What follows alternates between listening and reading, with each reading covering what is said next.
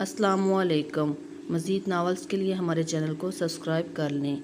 اس کا یونیورسٹی میں پہلا دن انتہائی برا گزرا۔ مکمل اعتماد سے چلتی ہوئی وہ یونیورسٹی کے گیٹ کے اندر داخل ہوئی، لیکن اسے اپنی کلاس ڈھونڈنے میں مشکل کا سامنا کرنا پڑا۔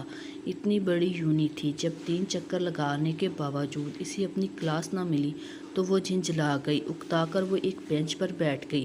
شکل پر 12 بج رہے تھے۔ کوئی بھی اسے دیکھتا تو سمجھ جاتا کہ وہ پریشان ہے۔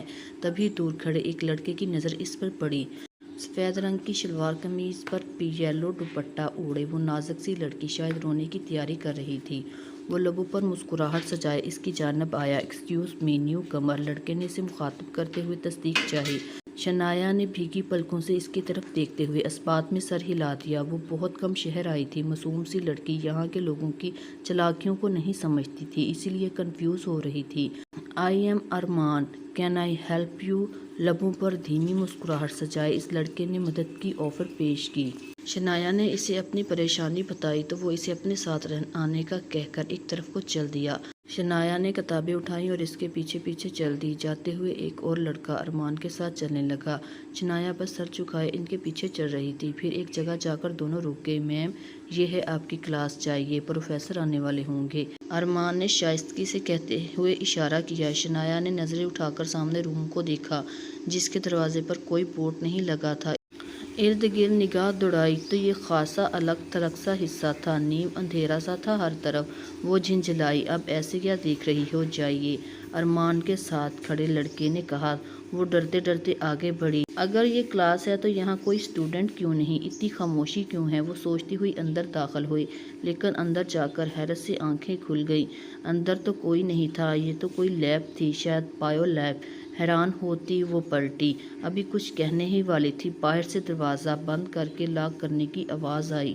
لیب میں گھپ اندھیرا چھا گیا۔ اس کے ہاتھوں سے کتابیں گر گئی۔ وہ تڑپ کر آگے بڑھی اور دروازے کھولنے کی کوشش کرنے لگی۔ باہر رمیز اور ارمان ہنس رہے تھے۔ آج تو نیو اسٹوڈنٹ آ رہے تھے اور وہ ریگنگ نہ کرتے، یہ کیسے ممکن تھا؟ چلو آدھے گھنٹے بعد آ کر اس کو نکال لیں گے، رمیز آنکھ دبا کر بولا، اور دونوں وہاں سے چلے گئے۔ شنایا دروازہ پیٹ رہی تھی اور رو رہی تھی، منتیں کر رہی تھی اسے باہر نکال دیں۔ وہ اندھیرے سے بہت ڈرتی تھی، اس کا دم گھٹنے لگا۔ اندھیرے میں ایک عجیب سا خوف پیدا ہونے لگا اس کے دل میں، اور یہ لیب تو ایک کونے میں تھی یونیورسٹی کے، جہاں زیادہ آنا جانا نہیں تھا۔ کون اس کی فریاد سنتا؟ اور پھر لیب کے نمونے کے طور پر رکھے مختلف جانور، حشرات الارض۔ اس کا دل اچھل کر سینے میں آنے لگا، سانس رکنے لگا۔ دیواروں کے ساتھ ٹکیک لگا کر بیٹھتے ہوئے وہ رونے لگی تھی، اونچی آواز میں، ہچکیوں کے ساتھ، گھر والوں کو یاد کرتے ہوئے۔ سر چکرانے لگا تھا۔ بارش کی وجہ سے مٹی گیلی ہو رہی تھی۔ لان میں کچی زمین ہونے کی وجہ سے سیف کے جوتے مٹی سے بھر گئے تھے۔ لان سے سرخ گلاب توڑ کر اسے کانوں میں سجائے اور گنگناتے ہوئے اندر کی جانب بڑھ گیا۔ شنایا جو صفائی کر کے اٹھ کھڑی ہوئی تھی، اسے نظر انداز کرتا ہال میں داخل ہوا اور سیڑھیاں چڑھتا چلا گیا۔ پیچھے جہاں جہاں سے وہ گزرا، وہاں اس کے مٹی کے نشانات چھوڑ گیا تھا۔ شنایا بے بسی سے اسے دیکھ رہی تھی، مقصد صرف شنایا کا کام بڑھانا تھا، وہ جو گرمی کی وجہ سے پسینے میں شربور تھی۔ کمر اکڑ گئی، گہری سانس بھر کر رہ گئی۔ سیڑھیوں کے اختتام پر پہنچ کر سیف رکا، مڑ کر فاتحانہ نظروں سے شنایا کی طرف دیکھا۔ سنو، میرے لیے ایک کپ سٹرانگ سی چائے بنا کے لاؤ، میں آ رہا ہوں 10 منٹ تک، تحکم بھرے لہجے میں کہتا ہوا چلا گیا۔ شنایا نے کپڑا وہیں ایک طرف رکھا، اس کام کو پھر کرنے کا سوچتی ہوئی کچن کی جانب بڑھ گئی۔ کچن سے برتن لا کر مٹی کے چولہے پر چائے بنائی۔ جب تک وہ چائے لے کر آئی، سیف لانچ میں ٹی وی کے سامنے بیٹھا تھا، باقی سب افراد اپنے اپنے کمروں میں تھے۔ شنایا سر جھکائے چائے کی ٹرے پکڑے اس کی جانب آئی اور خاموشی سے ٹرے اس کی طرف بڑھا دی۔ سیف نے بھرپور نظروں سے اس کی طرف دیکھا اور کپ اٹھا لیا۔ شنایا واپس مڑنے لگی۔ رکو، عجیب سے لہجے میں سیف نے کہا۔ شنایا کے قدم وہیں زنجیر ہو گئے۔ وہ چائے کا کپ اٹھائے قدم قدم چلتا، ٹہلنے کے انداز میں اس کے سامنے آ کر رکا۔ شنایا نے الجھن بھری نظروں سے اس کی طرف دیکھا، تبھی سیف نے ہاتھ آگے بڑھایا اور شنایا کا ہاتھ تھام لیا۔ شنایا کچھ سمجھ نہیں پائی۔ جب اس نے شنایا کے ہاتھ کی 2 انگلیاں چائے کے کپ میں ڈبو دیں، گرم گرم چائے سے اس کا ہاتھ جل گیا، لبوں سے بے اختیار سسکی ابھری، آنکھیں جل تھل ہو گئیں۔ اس نے بے ساختہ ہاتھ کھینچنا چاہا، لیکن سیف نے سختی سے اس کا ہاتھ تھام رکھا تھا۔ چند لمحوں کے بعد اس کی انگلیاں باہر نکالیں۔ انگلیوں پر جلن ہو رہی تھی۔ ضبط کے مارے شنایا کا چہرہ سرخ ہونے لگا۔ تمہیں نہیں پتا کیا میں اتنی گرم چائے نہیں پیتا۔ دل جلتا ہے میرا گرم گرم چائے پینے سے، پھر بھی مجھے اتنی گرم چائے لا دی۔ اب جب تم خود جلو گی اس سے تب تمہیں سمجھ آئے گی میری بات۔ صفاقی سے کہتے ہوئے اس نے شنایا کے ہاتھ کی درمیانی انگلیوں کو ناخن سے زور سے دبایا تو ساری چائے اس کے ہاتھ کی پشت پر گرا دی۔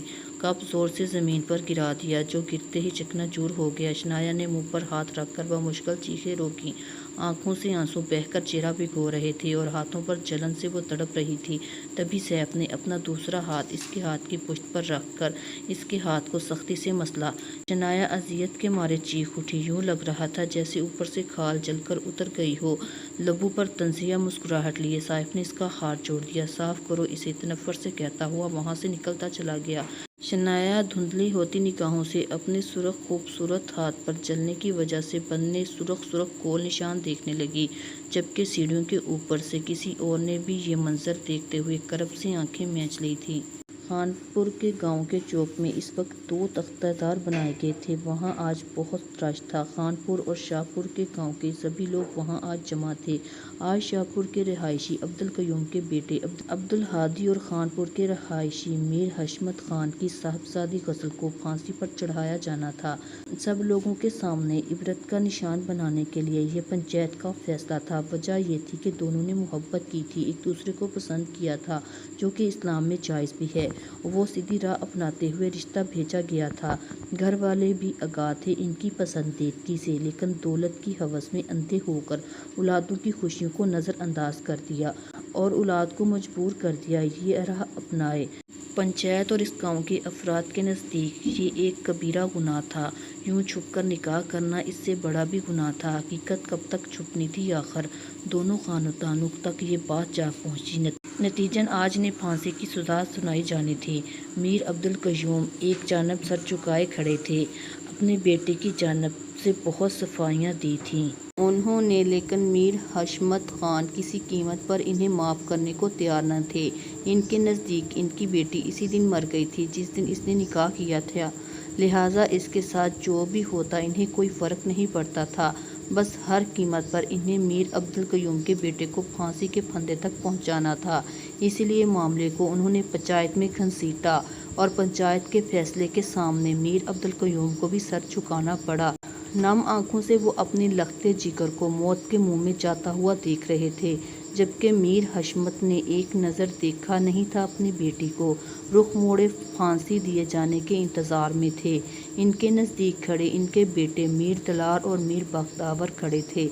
میر دلار کی اور میر بختیور کی اس وقت شادی ہو چکی تھی۔ میر دلار کا ایک بیٹا تھا 8 سالہ میر انس دلار، جبکہ میر بختیور کے 2 بیٹے 7 سالہ اظہر اور اطہر تھے۔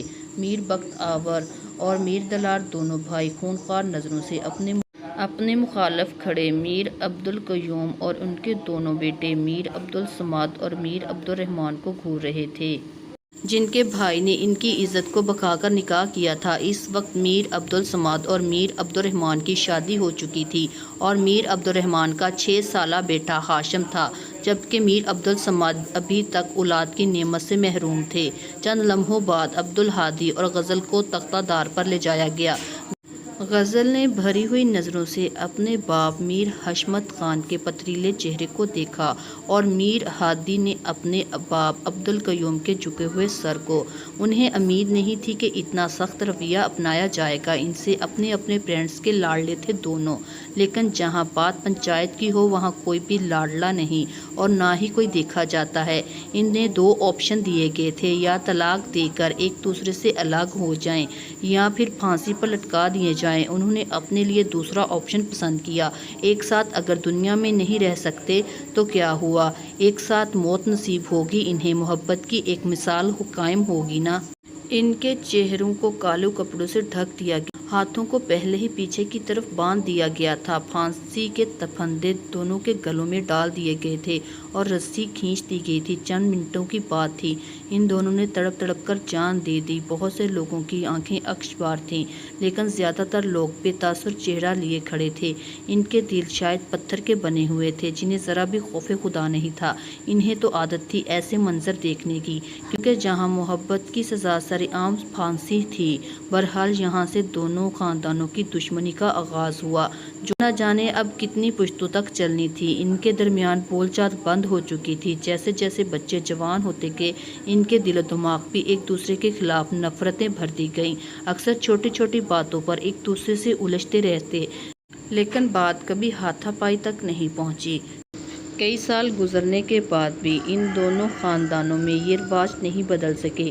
وہاں پرانی روایات کے لوگوں کو دل و جان سے قبول کرتے، اور انہی روایتوں نے نہ جانے کتنے گھروں کو برباد کر کے رکھ دیا تھا۔ اس رات وہ پھر دیر تک اس اسٹور نما کمرے کی دہلیز پر بیٹھی روتی رہی، اپنی قسمت کو، اپنی بد نصیبی کو۔ رات کا دوسرا پہر اپنے اختتام کو تھا، جب اس کی آنکھوں میں نیند اترنے لگی۔ سارے دن کا تھکا ہارا وجود آرام کی طلب کر رہا تھا۔ اسے نکہت سی محسوس ہو رہی تھی۔ وہ دہلیز سے اٹھ کر اپنے کمرے میں رکھی اکلوتی بان کی چارپائی کی طرف بڑھی۔ شدید گرمی تھی، وہاں کوئی پنکھا بھی نہیں تھا، نہ ہی کمرے میں کوئی روشن دان تھا، اس لیے وہ کمرے کا دروازہ کھلا رہنے دیتی تاکہ حبس نہ ہو۔ دم گھٹتا تھا، وحشت ہوتی تھی اسے شروع میں، لیکن اب وہ عادی ہوتی جا رہی تھی۔ یوں لگ رہا تھا جیسے اس کی ساری حسات مرتی جا رہی ہیں۔ اب وہ اندھیرے کی عادی ہو گئی تھی۔ سارے دن کی تھکاوٹ سے جسم ٹوٹ رہا تھا، اس لیے چارپائی پر لیٹتے ہی غافل ہو گئی۔ ابھی چند لمحوں بعد وہ گہری نیند کی آغوش میں جا چکی تھی۔ رات کے تیسرے پہر ایک مردانہ وجود ننگے پیر چلتا ہوا بغیر کسی آہٹ کے اس اسٹور نما چھوٹے سے کمرے میں داخل ہوا۔ ارد گرد کا جائزہ لیا، جہاں زیرو پاور کا بلب اندھیرے کو مٹانے میں ناکام کوشش کر رہا تھا۔ چند لمحوں بعد وہ کچھ دیکھنے کے قابل ہوا تو نظر کمرے کے وسط میں رکھی اکلوتی چارپائی پر پڑی، جہاں نسوانی وجود گہری نیند کی آغوش میں تھا۔ وہ دھیرے دھیرے چارپائی کی جانب بڑھا، اس کے سرہانے نیچے زمین پر بیٹھ کر نگاہ اس کے خوبصورت چہرے پر ڈالی، جہاں آنسوؤں کے میٹھے میٹھے نشانات تھے۔ پلکیں شاید ابھی بھی نم تھی۔ اس نوجوان کی نظر چارپائی پہ پڑے اس کے ہاتھ پر پڑی، جہاں سرخ آبلے بنے تھے، جلنے کے نشان۔ دل کی حالت غیر ہونے لگی اسے یوں دیکھ کر۔ بے بسی سے وہ لب کاٹ کر رہ گیا۔ چند پل اس کے ہاتھ کو بغور دیکھنے کے بعد اپنی پینٹ کی جیب سے کچھ نکالا، شاید کوئی مرہم تھا، جسے وہ اب اس کے نازک ہاتھ پر بنے زخموں پر لگا رہا تھا نرمی سے۔ مرہم لگا کر واپس جیب میں رکھ رہا تھا، جب شاید اس لڑکی کو نیند میں کسی کی موجودگی کا احساس ہوا۔ اس کے وجود میں حرکت ہوئی، اور اس سے پہلے کہ وہ لاشعور سے شعور کی دنیا میں قدم رکھتی، وہ مردانہ وجود تیزی سے اٹھا اور کمرے سے باہر نکل گیا۔ صبح ناشتے کا وقت تھا، سب ڈائننگ ہال میں ناشتہ کرنے میں مصروف تھے۔ میر بختیار، ان کے 4 بیٹے، 2 بہوئیں، 2 بیٹیاں۔ شنایا اس وقت ملازموں کے ساتھ کام میں مصروف تھیں، کھانے کی چیزیں کچن سے ٹیبل تک پہنچانا، پھر وہاں ایک طرف کھڑے رہنا تاکہ کسی کو کوئی چیز نہ چاہیے ہو تو وہ فوراً لا کر خدمت میں پیش کرے۔ یہ اس کی ذمہ داری تھی، اور وہ اپنی ذمہ داریوں میں ذرا سی کوتاہی پر ملنے والی سزا سے اچھی طرح واقف تھی، اس لیے خاموشی سے سب کام کرتی۔ اس کے بعد ڈائننگ ٹیبل سے جو کچھ بچ جاتا، انہی چیزوں کا ناشتہ کرنا ہوتا تھا۔ اس وقت وہ سب کھا رہے تھے، ساتھ ساتھ باتیں جاری تھیں۔ شنایا جس طرف کھڑی تھی یوسف کی اس جانب پشت تھی، اس لیے اس نے یوسف کو ایک نظر تک نہیں دیکھا تھا۔ اس حویلی میں اسے نظر اٹھانے کی اجازت نہیں تھی۔ فارا، جوس کا جگ دو، امارا نے فارا سے کہا، جو اس سے 2 کرسیوں کے وقفے پر بیٹھی تھی۔ فارا، جو اس وقت پراٹھا کھا رہی تھی، اس کے ہاتھوں پر گھی کی چکنائی لگی تھی۔ میرے ہاتھ چکنائی والے ہیں، خود پکڑ لو، اس طرف سے صاف جواب دیا گیا۔ ارے تم ادھر آؤ، جوس ڈال کر گلاس میں دو، امارا نے تحکم سے شنایا کو بلایا۔ اتنی بھی تمیز نہیں تھی کہ شنایا اس سے بڑی ہے، یہی خیال کر لے۔ شنایا خاموشی سے آگے بڑھی اور اس کے گلاس میں جوس ڈالنے لگی، اور اس وقت یوسف کے بالکل سامنے کھڑی تھی، اور یوسف وہ ہاتھ روکے اسے دیکھے جا رہا تھا۔ شنایا کو اس کی گھورتی نظروں کا احساس ہوا، دھیان بھٹ گیا۔ اس سے پہلے کہ وہ نظر اٹھا کر یوسف کی طرف دیکھتی، جوس کے چند چیٹے امارا کے کپڑوں پر گر گئے۔ وہ چیخ اٹھی تھی، میرا ڈریس ستیہ ناش کر دیا میرے ڈریس کا، تم انتہائی گھٹیا لڑکی ہو، امارا چلا رہی تھی، جبکہ شنایا اپنے بارے میں ایسے تحقیر آمیز الفاظ سن کر بھی خاموش رہی۔ البتہ آنکھوں سے آنسو امنڈ آنے لگے تھے۔ وہاں بیٹھے سبھی افراد نے نفرت بھری نگاہ سے اس کی طرف دیکھا۔ امارا ابھی بھی چلا رہی تھی۔ اس کے ماں باپ نے تمیز نہیں سکھائی، اسے انتہائی بدتمیز ہے، جلتی ہے ہم سے، ہر چیز خراب کر دیتی ہے، کوئی بھی کام ڈھنگ کا نہیں کرتی، پتہ نہیں کہاں گزاری ہے اس نے ساری زندگی۔ نہ جانے کیسے ماں باپ کی اولاد ہے جنہیں اتنی بھی عقل نہیں کہ اولاد کی تربیت کیسے کرتے ہیں۔ یوسف نے چمچہ پلیٹ میں پٹکا، شنایا کے ضبط سے سرخ ہوتے ہوئے چہرے کو دیکھا، جو ایک طرف مجرموں کی طرح سر جھکائے کھڑی تھی، جیسے نہ جانے کتنا بڑا جرم سرزد ہو گیا ہے اس سے، اور پھر ایک نظر اپنی بہن پر ڈالی جو جان بوجھ کر بات کو بڑھا رہی تھی۔ تم جاؤ یہاں سے، یوسف نے سرد آواز میں کہا۔ شنایا کو موقع ملنے کی دیر تھی۔ وہ تیزی سے بھاگتی ہوئی کچن میں آئی اور کب سے رکے ہوئے آنسو کو بہنے دیا۔ وہ ہچکیوں سے رو رہی تھی، جتنی بھی کوشش کرتی کوئی غلطی نہ ہو، اتنا ہی غلط کر جاتی، پھر اس کے سامنے اس کے ماں باپ کی تربیت پر گالی دی جاتی اور وہ منہ کھڑے دیکھتی رہتی۔ ملازمین ہمدردی سے اسے دیکھ رہے تھے۔ اب وہ ہچکیوں سے رو رہی تھی۔ باہر امارا ابھی بھی شور مچا رہی تھی۔ تبھی شنایا کے کانوں میں ایک آواز پڑی، بس کر دو امارا، ایسی بھی کیا آفت آ گئی ہے جو گھر سر پر اٹھا رکھا ہے؟ ایک ذرا سا جوس گر گیا ہے نا، چینج کر لو، یوں تماشا کرنے کی ضرورت ہے کیا؟ اگر کھانا کھانا ہے تو ٹھیک ہے، ورنہ اپنے روم میں جاؤ، یوسف سختی سے امارا سے کہہ رہا تھا۔ شنایا کو اپنے کانوں پر یقین نہیں آ رہا تھا۔ حویلی میں کوئی اس کا ہمدرد بھی ہو سکتا ہے، کوئی یوں اس کے لیے سائڈ بھی لے سکتا ہے، باوجود اس کے کہ وہ ونی ہو کر آئی ہے، کوئی یوں بھی اس کی طرفداری کر سکتا ہے۔ وہ بے یقین تھی۔ امارا جو سوچ رہی تھی، اس کے واویلا کرنے پر اب کوئی نہ کوئی شنایا پر ہاتھ اٹھائے گا۔ یوسف کے یوں ڈانٹنے پر ایک دم خاموش ہوئی، حیرت سے اس کی طرف دیکھا، جو کبھی گھر کے معاملات میں نہیں بولتا تھا، آج اسے یوں سب کے سامنے ڈانٹ رہا تھا۔ باقی گھر والے خاموش تھے، کیونکہ یوسف کبھی کچھ نہیں کہتا تھا۔ اگر کسی معاملے میں کچھ بولتا تو اس کا انداز اتنا دو ٹوک ہوتا کہ کوئی اس کے سامنے کچھ نہیں کہہ پاتا۔ امارا نے جب دیکھا کہ سب ناشتے میں مصروف ہو چکے ہیں اور اس کی دال نہیں گلنے والی، وہ پیر پٹکتی وہاں سے چلی گئی۔ گرمیوں کا موسم تھا، تپتی جولائی، ہبس بھری دوپہر میں تمام اسکول، کالج اور یونیورسٹیاں گرمیوں کی چھٹیوں کے باعث بند تھے۔ شنایا جو کہ اپنی پڑھائی کے لیے شہر کے ہاسٹل میں رہائش پذیر تھی، ہر ویکینڈ پر گاؤں اور ویکینڈ بھرپور طریقے سے گزار کر واپس چلی جاتی۔ اب گرمیوں کی چھٹیوں کی وجہ سے اسے موقع ملا تھا اپنوں کے پاس رہنے کا۔ ایک مہینہ تھا اس کے پاس اور وہ اس ایک مہینے کو اپنوں کے سنگ گزارنا چاہتی تھی۔ اس کے بعد اسے واپس چلی جانا تھا، باقی چھٹیاں اپنی اسائنمنٹ وغیرہ بنانی تھی۔ جس دن سے وہ آئی تھی، میر عبدالرحمن کی حویلی میں رونق سی آ گئی تھی۔ تتلی کی عمارت یہاں سے وہاں، وہاں سے یہاں گھومتی رہتی۔ جب سے آئی تھی ایک پل سکون سے نہیں بیٹھی تھی، کبھی اپنے پورشن تو کبھی تایا جی کے پورشن میں جا کر تائی سے گپیں لڑاتی۔ طاہر بھی انگیجمنٹ کے بعد ملک سے باہر جا چکا تھا ہائر اسٹڈیز کے لیے، اسی لیے وہ بلا جھجک آزادانہ ان کے پورشن میں چلی جاتی۔ گرمی کی اس ہبس زدہ دوپہر میں اچانک کہیں سے بادل امنڈ آئے، جنہوں نے پورے آسمان کو اپنی لپیٹ میں لے کر سورج کو چھپنے پر مجبور کر دیا۔ موسم نے ایک دم کروٹ بدلی، ہلکی ہلکی ہوا چلنے لگی۔ شنایا کو اچانک شوق چڑھ گیا اپنے کھیتوں میں جانے کا، اور جب وہ ایک بات کہہ دے تو اپنی بات منوا کر رہتی ہے۔ پچھلے ایک گھنٹے سے وہ ماں جی اور بھابھی کا سر کھا رہی تھی اس کے ساتھ کھیت چلیں، کیونکہ ان کا کھیت گاؤں سے کافی ہٹ کر تھا، اس لیے اسے اکیلے جانے کی اجازت نہیں تھی۔ ماں جی دوڑوں کے درد کے باعث پیدل نہیں اتنی دور جا سکتی تھی۔ گھر میں کوئی مرد موجود نہیں تھا جو انہیں کھیتوں تک چھوڑ آتا۔ دوسرا یہ کہ شنایا کی ضد تھی، اسے پیدل ہی جانا ہے، لہٰذا بھابھی کو راضی کر لیا ساتھ چلنے کو۔ بھابھی بھی کچھ دیر بعد بالآخر خوشی خوشی اس کے ساتھ جانے کو مان گئی۔ اب وہ بھابھی اور بھابھی کے دونوں چھوٹے بیٹے جو 3 اور 5 سال کے تھے، وہ چاروں سڑک کے کنارے چلے جا رہے تھے۔ خوشگوار موسم میں اس کا موڈ بھی بے حد خوشگوار ہو چکا تھا۔ بھابھی سے باتیں کرتے کرتے دونوں چھوٹے بچوں کے ساتھ شرارتیں کرنے لگی۔ بھابھی نے اس کے چہرے پر کھلتے رنگوں کو دیکھ کر دل ہی دل میں نظر بد سے بچنے کی دعا دی۔ وہ بے شک ایک نند تھی، لیکن ان کے درمیان کبھی نند بھاوج والا رشتہ نہیں رہا۔ شنایا ان سے یوں ہنسی مذاق کرتی جیسے ان کی سہیلی ہو۔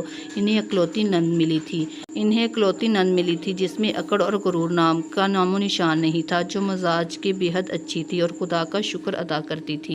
ہنستی کھلکھلاتی بہت معصوم لگ رہی تھی وہ۔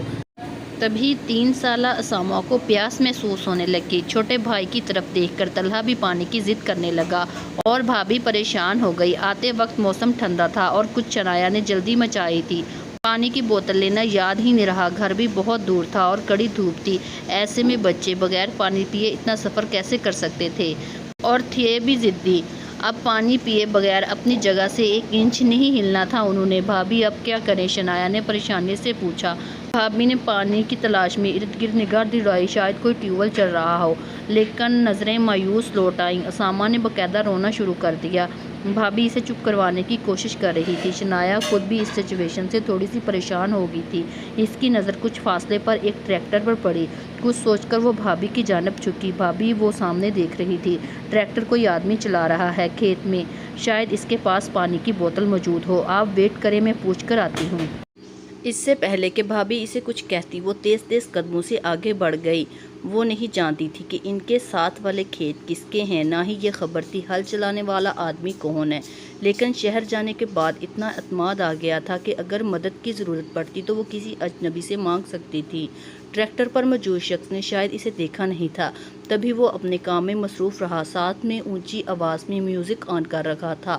شنایا جب تک کھیت کے نزدیک پہنچی، ٹریکٹر دوسری جانب جا چکا تھا اور اس شخص کی شنایا کے جانب پوچھ تھی۔ شنایا نے آوازیں دیں، لیکن ٹریکٹر اور میوزک کی آواز میں اس کی آواز دب سی گئی۔ شنایا تیز تیز قدم اٹھاتی کھیت کے کنارے کنارے چلتی ٹریکٹر کی جانب بڑھ گئی اور پیچھے سے بھاگتی ہوئی کچھ فاصلے پر ایک ٹریکٹر کے سامنے جا کر کھڑی ہو گئی۔ وہ شخص جو گردن گھما کر ارد گرد کھیت کا جائزہ لے رہا تھا اور تنقیدی نگاہوں سے اپنے کام کو دیکھ رہا تھا، اس نے گردن سیدھی کی تو ٹریکٹر کے بالکل سامنے گرمی کی طمانینت سے سرخ چہرہ لیے ایک خوبصورت چہرے کو دیکھا۔ اسے جھٹکا ایک دم سے لگا۔ اس لڑکی کو یہاں یوں اپنے سامنے دیکھ کر اس نے ٹریکٹر روک دیا۔ اسے خود کشی کرنے کو میرا ہی ٹریکٹر ملا تھا تاکہ مجھے اپنے قتل کے الزام میں پھنسا سکے، وہ بڑبڑایا۔ سمجھ نہیں پا رہا تھا آخر یوں اچانک سامنے آنے کی کیا وجہ ہے۔ وہ اسے کچھ کہہ رہی تھی، شاید اس نے جلدی سے میوزک بند کیا اور چھلانگ لگا کر ٹریکٹر سے اترا، غور سے اس لڑکی کی جانب دیکھا۔ شنایا نے جب اسے ٹریکٹر روکتا دیکھا تو سانس روک لیا، ورنہ لگ رہا تھا کہ وہ اسے کچل ڈالے گا۔ اگر میوزک سننے کا اتنا ہی شوق ہے تو بندہ آواز آہستہ رکھ خود سننے کے لیے لگایا ہے یا پوری دنیا کو سنانے کے لیے؟ پتہ نہیں کیسے کیسے لوگ بستے ہیں یہاں، آوازیں دیکھ دیکھ کر میرا گلا بیٹھ گیا ہے، لیکن صاحب بہادر ہیں کہ گویا کانوں میں روئی ٹھونسے بیٹھے ہیں۔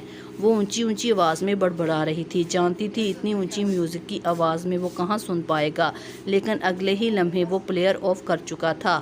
اندازہ لگانا مشکل ہو گیا اس نے شنایا کی بات سن لی یا ویسے ہی پلیئر آف کیا ہے۔ اب وہ ٹریکٹر سے اتر کر وہیں کھڑا تھا۔ شنایا چلتی ہوئی قریب آئی تاکہ پانی کا پوچھ سکے۔ قریب آ کر بغور اس شخص کا چہرہ دیکھا جس نے منہ پر رومال لپیٹ رکھا تھا، غالباً مٹی کی وجہ سے صرف اس کی آنکھیں نظر آ رہی تھیں، ہیزل گرین خوبصورت آنکھیں، بھورے بال جو پسینے کے باعث ماتھے پر چپکے تھے۔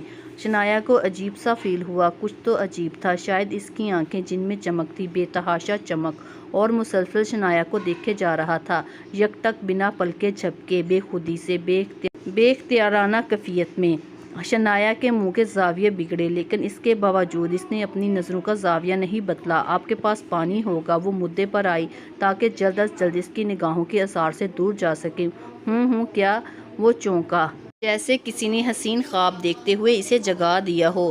شرمندہ سا ہوتا بالوں میں ہاتھ پھیر کر رہ گیا، نظریں بھی ہٹا لیں۔ پانی چاہیے، ایکچولی وہ ادھر ہمارے کھیت ہیں، ہم پانی لانا بھول گئے، بچوں کو پیاس لگی ہے اور گھر کافی دور ہے، اگر آپ کے پاس پانی کی بوتل ہے تو دے دیجیے۔ شنایا نے کہتے ہی ایک جانب اشارہ کیا۔ اس نوجوان نے اس جانب دیکھا تو پھر چونک کر شنایا کی جانب۔ اس بار اس کی نگاہوں کے تاثرات بدل چکے تھے، جیسے بے یقینی سی ہو، حیرت یا کچھ اور۔ کیا؟ شنایا اندازہ نہ لگا سکی، شاید اس کا منہ ڈھکا ہوا نہ ہوتا تو وہ اس کی کیفیت بھانپ لیتی اس کے چہرے سے۔ خیر اسے تو اپنے مطلب سے غرض تھی۔ چند لمحوں بعد اس شخص نے خود کو سنبھال لیا، رخ ٹریکٹر کی جانب موڑا، ایک بوتل برآمد کی جو کہ پانی سے بھری ہوئی تھی، اور شنایا کی جانب بنا دیکھے منہ سے ایک لفظ نکالے بنا بوتل اس کی طرف بڑھا دی۔ شنایا نے بوتل تھامی اور مڑ کی، جبکہ وہ شخص اس کی نظروں سے بہت دور تک اس کا پیچھا کیا۔ آنکھوں میں کچھ تھا، کچھ ایسا جو ٹوٹ گیا۔ ابھی کچھ دیر پہلے सरप्राइज्ड हुआ था इसे अपने सामने देखकर। दिल को खुशी हुई थी। कितनी जल्दी ये खुशी उदासी में बदल गई।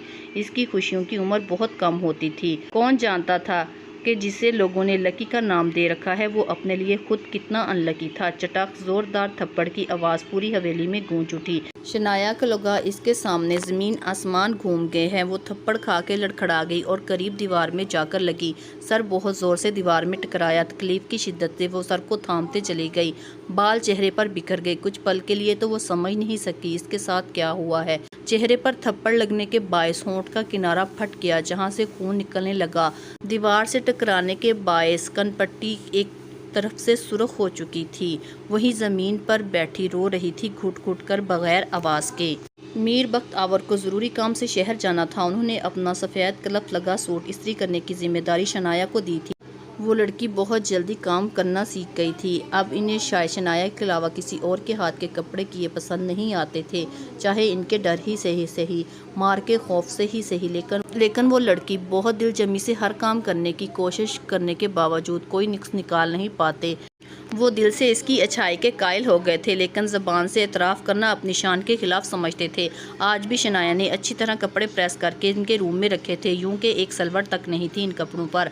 ये कपड़े इनके कमरे में रखे और साथ में चाय भी जो उन्होंने मंगवाई थी। दोनों चीज़ें रख कर वो नीचे आ गई और अभी बहुत सारे काम इसके मुंतज़िर थे।